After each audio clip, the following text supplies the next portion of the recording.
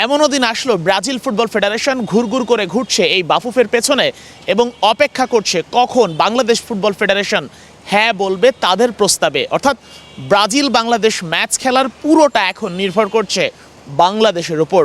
বাংলাদেশ যদি বলে হ্যাঁ আমরা খেলতে রাজি আছি ব্রাজিলের বিপক্ষে, তবেই ম্যাচ গড়াবে ঢাকার মাঠে।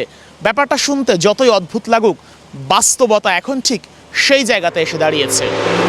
ব্রাজিল তাকিয়ে আছে বাংলাদেশের সিদ্ধান্তের ওপর।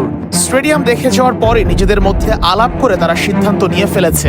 সিভিএফ যতই বলুক বাংলাদেশে নিজেদের ফ্যান বেস আরো বেশি শক্তিশালী করতেই ভিনিসিয়াসদের নিয়ে আসতে চায় এখানে তারা। বাস্তবতা হচ্ছে ব্যবসায়িক স্বার্থেই এই আয়োজনের চেষ্টা।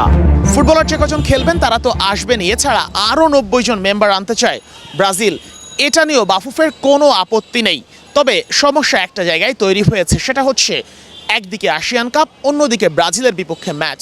কোনটা রেখে কোনটা খেলবে, কিংবা একই সঙ্গে দুইটা কিভাবে ম্যানেজ করবে, সেটাই এখন বড় দুশ্চিন্তা বাংলাদেশ ফুটবল ফেডারেশনের। 5 নাকি 6 অক্টোবর হবে ম্যাচটা, সেটা এখনো ঠিক হয়নি, কিন্তু খেলার সম্ভাবনা যে কিংস এরেনার চেয়ে জাতীয় স্টেডিয়ামেই বেশি সেটা নিশ্চিত।